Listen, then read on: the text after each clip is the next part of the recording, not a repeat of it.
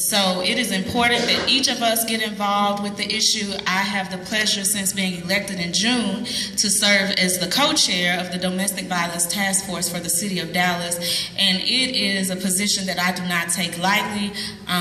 Family members, I have certainly some personal experience with domestic violence, so it's very important to me to get involved with this cause. And so I'm thankful to the mayor and Jennifer Staubach Gates for allowing me the opportunity to serve alongside of her. And she is away today at another domestic violence awareness event. But let me acknowledge two of my colleagues that are here this morning and say thank you to them. And that is our Deputy Mayor Pro Tem Eric Wilson, who represents District 8. And then to my colleague and my strong Delta sister, that is Ms. Carolyn King Arnold, who represents District 4. She's got her purple on this morning. So thank you all for coming. And then we also have joining us some domestic violence advocates. Do we have any of our partner agencies or any task force members that are here today? If you would stand or raise your hand if we have some. So we have some here with us today. And so what brings us here today is that a gentleman who is not a stranger to some of us that have gathered. He is a 3-time Grammy nominee. He is a philanthropist. He is an R&B, sometimes I call it neo-soul artist, who is doing not only a wonderful thing in creating positive music, because he does have a song that we'll hear later in music that highlights domestic violence awareness and brings it to the forefront. But he is also one that has created a foundation that is putting a highlight on domestic violence. So we'll hear from him a little bit later today. But let me first introduce someone who is not a stranger to those of us here in the city of Dallas. She has been on the forefront for a number of years as an advocate. She created a group, and I met her a couple of years ago, and I said, when I get to 1500 Marilla, I'm gonna make sure that everyone knows about Women Call Moses and the work that Deborah Nixon Bowles is doing. So, Deborah, would you come join us?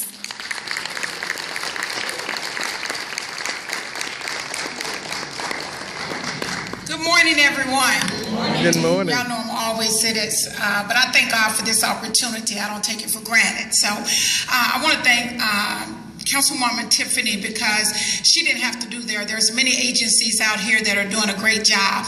So I want her to know I really appreciate you and what you're doing, because working in those trenches in the southern sector, still trying to get a shelter for our southern sector, has shined the light on me, and I know God has really opened doors to work with Tiffinni so we can get those shelters and resources in the southern sector.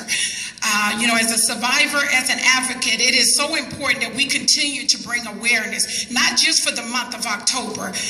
Just before I got here, we had over 45 calls over the weekend where we had to turn ladies away because we did not have anywhere to place them. But thank God for Women Call Moses, because today we can't put them in a hotel somewhere until we can get other shelter. So it's important that everyone understand it's good to partner up with these agencies and give back. It takes more than just clothes. We need funding. So those that know how to write grants, know how to do things, let's get in the trenches and help these women that are facing hard times such as this. No woman should have to be living in fear. And we want to thank Raheem here, because a lot of time men don't want to talk about domestic violence, and domestic violence affects us all.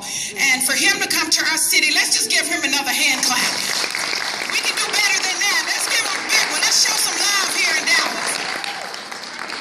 Raheem he's awesome. You know, we all should feel like a queen, not just, you know, saying that we're a queen. We should feel like a queen.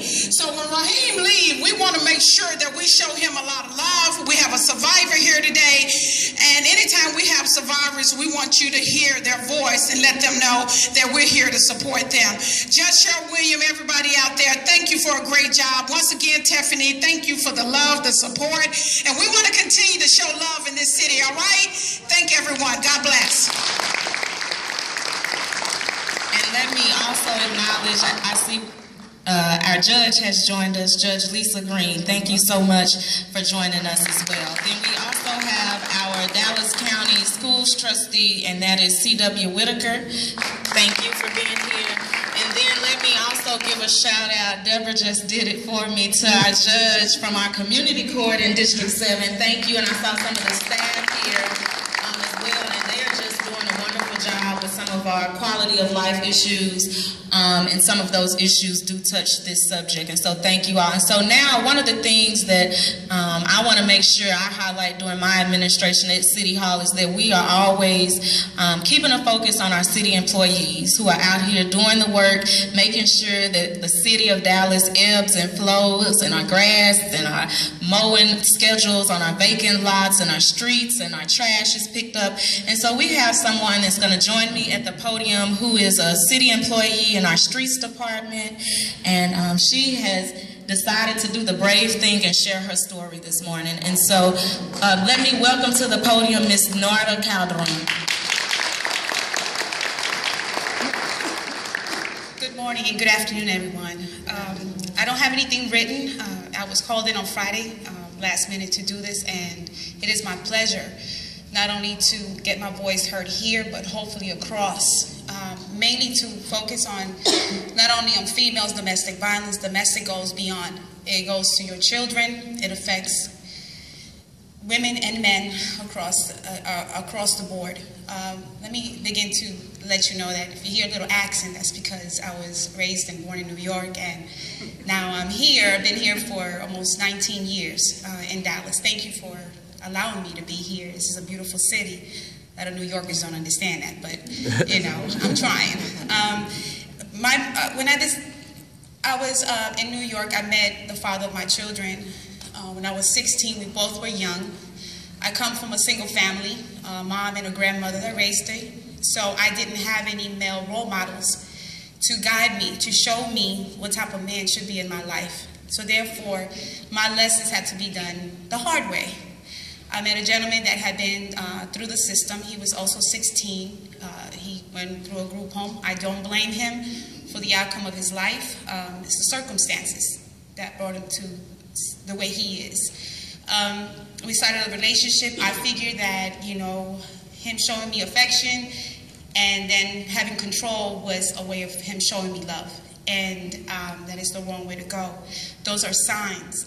This is very important for me, for everyone to understand that the signs are there from the beginning, that we try to blind ourselves and say, no, that's not what it is, that's one thing.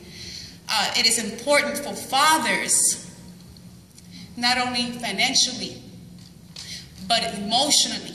You have to teach your children the basis of being a father. That way your daughters will grow up and know what to mimic and what they need. If you just think that you have to support your children with money and I don't have anything else to do with my kids, you are wrong. You have to teach them what they need and what they don't need and to walk away.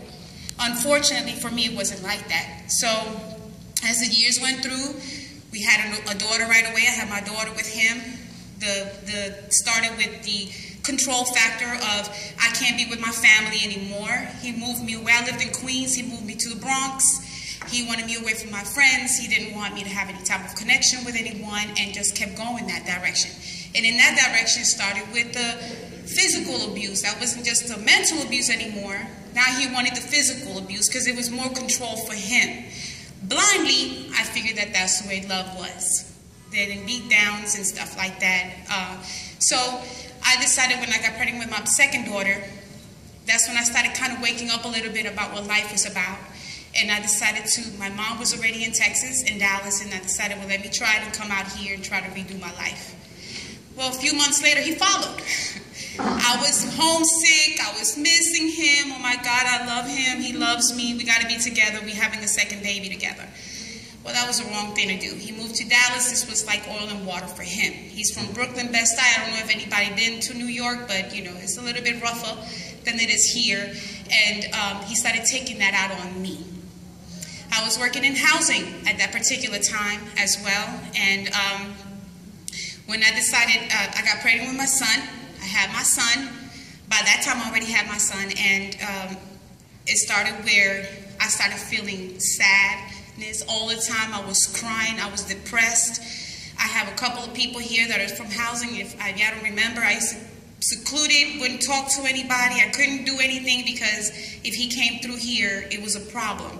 When I initially started with the city, I started with revenue and taxation. Well, they nicknamed him the warden because he would come through and literally shut everybody down. Nobody wanted to talk when he came through. He was very dominating in that sense. So once I left revenue taxation, I ended up in housing, and that's when I decided to take a leap of faith and said, I know that doors are closed for me right now because I don't allow myself to do better for me and my kids. So I took a leap, and it will be amazing how the doors just opened up for me in every direction. My mom, I didn't have to go through an organization. I did look at some, but my mom had my back. You have to count on the people that are telling you, I have your back. Count on that. I'm really literally want the teenage girls right now that is going through starting a relationship where he's trying to control you. Leave that alone. It's not a matter of how much love. A person that loves you will not mistreat you. And that is the honest truth. Love is the way. And when love is the way, there is no violence. Okay? There isn't any. There is a mutual understanding. It's not about controlling me or I'm controlling you because I'm not an object. You know, I'm happy that Cancer Month is also equivalent on the same month with domestic violence because domestic violence is a cancer. Okay? It's an epidemic that is hitting all our nations, all our homes. Domestic violence is not just on the physical, like I said before. Your children are paying attention to these things. Children are sponges. They pick up on everything that we do. Everything. And if you think they will not mimic this when they're older, you're wrong. A child either is going to take the direction or they're not going to take it, but why take that chance? Teach them right. Okay, that song, Will Whitney Houston teach them the way, show them the way? It's the same thing. Do show them the way. That's our future. Understand that as our future. Don't think of selfishly and stick in a relationship and not figure that your children will not be part of the system. They will become part of the system and you don't want that. So that was my focus, my children. I needed to get out because I needed them to see that there was better to life. And I tell you what, right now I have my oldest daughter is 25, my middle daughter is 19, my son is 18. He's playing football. Great kid, have no problems. He's happy that I raised him. He doesn't really miss anything of his father. And my daughters are doing the same thing. They're trying to follow the path the best way they know how. My oldest one, unfortunately, remembers more than my youngest ones do. But she takes that and doesn't allow anybody to mistreat her. And that's important. Now, I don't want to deal with that because I've seen what my mom went through. And my mom did good. I must have held 3 or 4 jobs to maintain my children, but they're okay today. I have grandbabies that are looking after me as well. Okay? So let me get back to my story. Once I got back to, I decided to leave him, the violence really escalated. It got to the point that City Hall, thank God for security in City Hall, I love them. They actually put an 8x10 picture out throughout the building to make sure he did not get into City Hall and try to kill me because he was trying to kill me. He would pop up. The last pop-up he did, I had moved out, and I turned on my living room light, and he was sitting in my living room. He got in through a window. So he threatened my life, and I told him, either way, go in my life. Either you take in my life or not, I have a freedom. So it's your choice right now what freedom you want for yourself.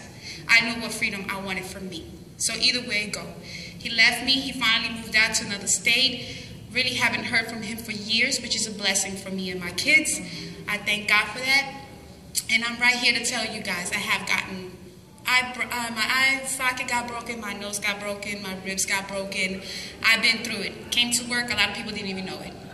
And you hold it because you don't want to say anything to anybody because you figure people are going to be critical about you. Don't worry about what people think about you. Make a move for yourself. This is about you. It's not about anything else. And to better your children. So that is my story, and thank you so much for listening. I am the City of Dallas employee, very proud of that, and I'm here to represent, and whoever, it doesn't matter if it was the City of Dallas or not, you feel it, get out. Get out of the situation. You have organizations that are willing to help you out and get you where you need to go. Trust it. Take that leap of faith in your life. It's important, not for just you, but remember you have children that are looking at you. and you are their representation. Represent them correctly so they could make better choices in their life. Thank you.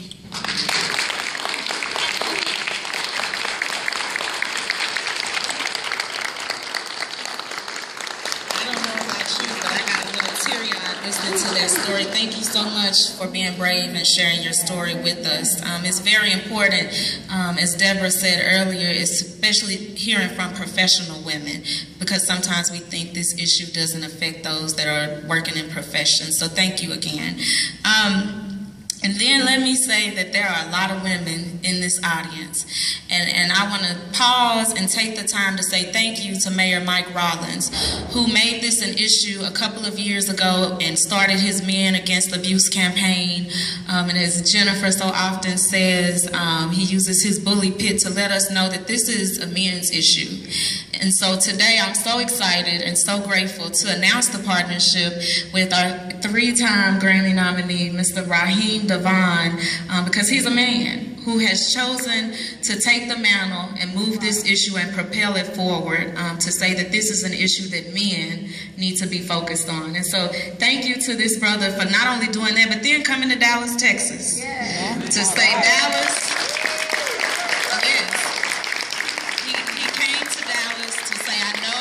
That you all are concerned with this issue, and I want to partner with you all and treat some special women in the city of Dallas to a day of pampering, some lunch. And so he's going to talk a little bit about exactly, everybody's been hitting me up on Facebook and on social media asking me, what is this Queen for a Day? That's the suspense of it all. So I'm so glad that you all came out to find out what Queen for a Day is about. And as we hear some of the music of Raheem DeVaughn, he will then be the next voice at this podium that will talk to us about what Queen for a Day is.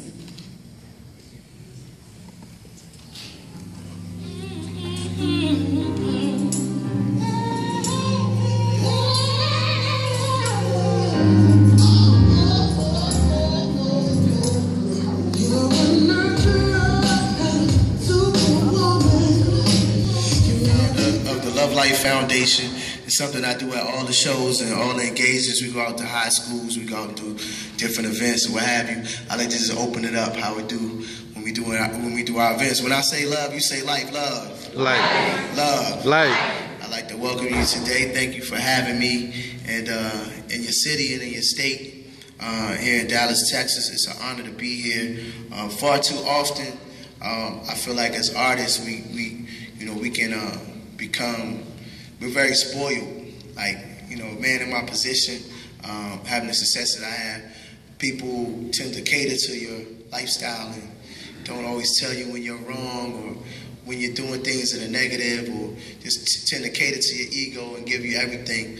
And just telling you how the Love Life Foundation came about, it can leave you very empty, and realizing that, you seem like you have everything, and you realize later on in life that the most valuable thing is time, first of all, the time you have here on the planet, in the universe, and then also being of service to others, and that's something that's become very rewarding for me. Not only, in the community where I'm from, I represent Washington, D.C., in the DMV area, as we call it, but, nationally and now globally. So I put the Love Life Foundation together about 2 years ago as a component to give back, do community outreach for a lot of the social issues that I feel like affected us in the Black community, but also just affect us as people and for the better being of humanity. And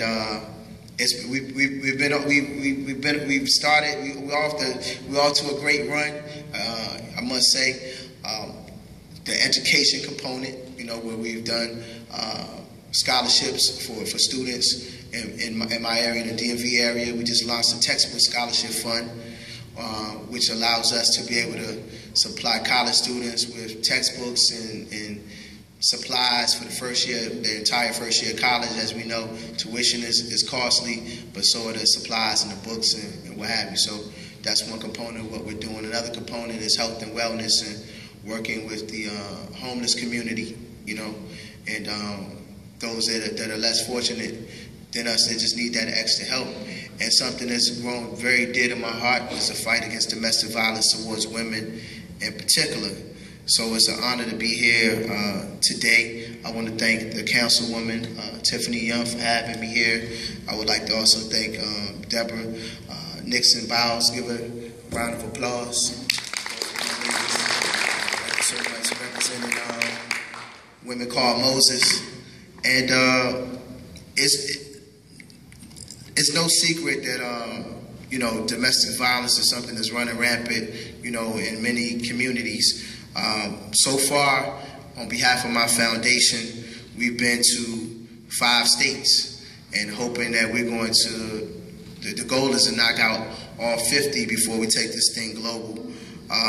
So far, we've been in Nashville, Tennessee, Memphis, Tennessee, Baltimore, Maryland, Montgomery County, Maryland. We plan to do an event in D.C. We plan to do an event in Virginia.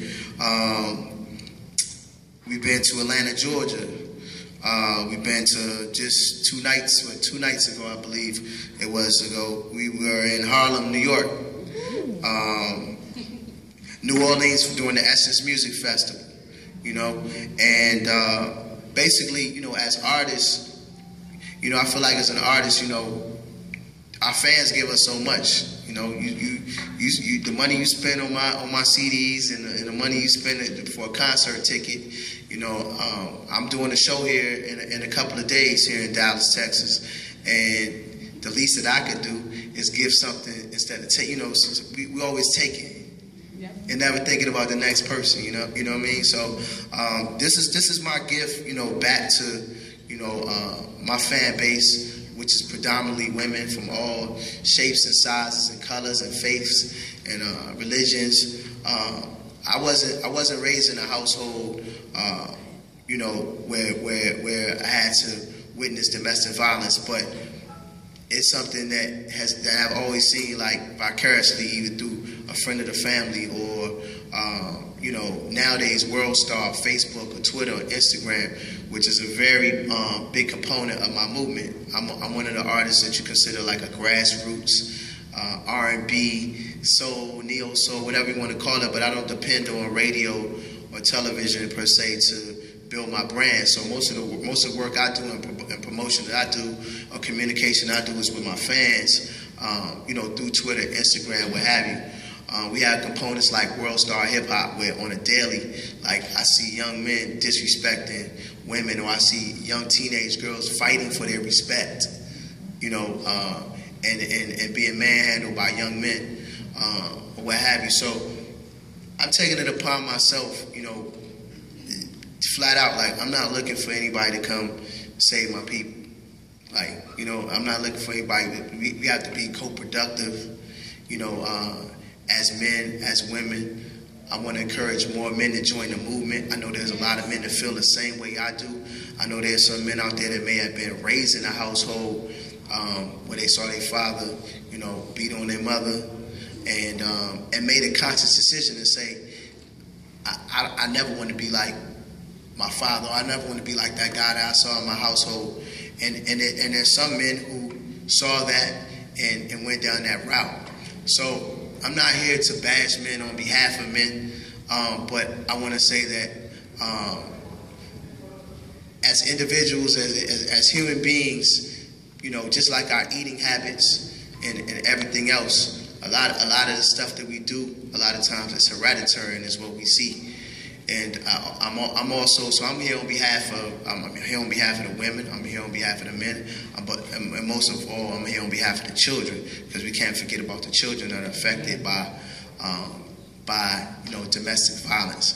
In some cases where it becomes a fatal thing, so you have one parent that's deceased and one parent that's incarcerated, and the child is just in the system. So there's a lot of things that we're doing and that we're going to be doing on behalf of the Love Life Foundation and working with different organizations.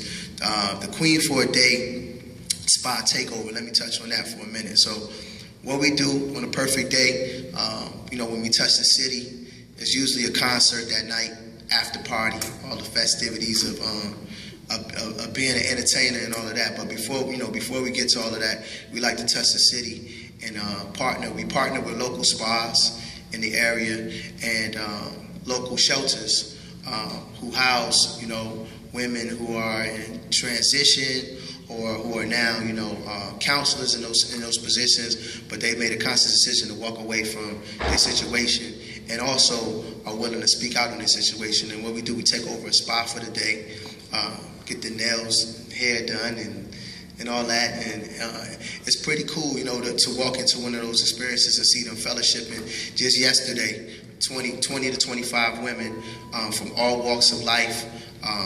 This is an issue it's not just a black thing, you know what I mean? So it's very, some of these cities and towns that we hit is very diverse. Women from all walks of life, with one thing in common, the courage to walk away. And they fellowship and we laugh and we talk and we cry and, some of these women that went on to read, become poets and publish books and tell their story, and they give us an opportunity to film it, to upload it in hopes that we affect somebody else's life and possibly save someone else's life. And the feedback has been tremendous. The partnerships have been tremendous. This is just the first phase of what we're going to do. I'm hoping that once we hit all 50 states, that we can then go to Washington, D.C., where I represent. It's one of the most powerful places in the country, also in the world, and we can go down on Congress and start to lobby, for better laws, for our women, and our children. It's very important. So let's not forget about that component today. As we have councilwomen and men in the room, advocating for the right laws is a major thing as well. So this is the first phase of it. Again, it's an honor to be here, to be heard, and to be appreciated, for this initiative. I want to bring up the founder of the coffee, that's coffee with a K, Coffee Day Spa, Ms. Ty Morrison, the founder of Coffee Day Spa. Maybe not with the mother and father, mother and boyfriend. Gotcha. He's a young man who's very upset because he's trying to protect mom and she turns on him. And kids will tell you everything that's going on if they have somebody that can really listen. So I appreciate that you're working with the youth. That's really important stuff. In closing out on your last question, I can't stress that how important that is. Like the youth, like they got next. Like they're the generation next. Like most of us looking in this room, we probably on an average, 25, 30 and up. So, we either made our mark or we're making it. We're writing our history right now. But we have to pass that torch down to the youth. Like we can't just put our nose up, ignore that they exist, or write them off.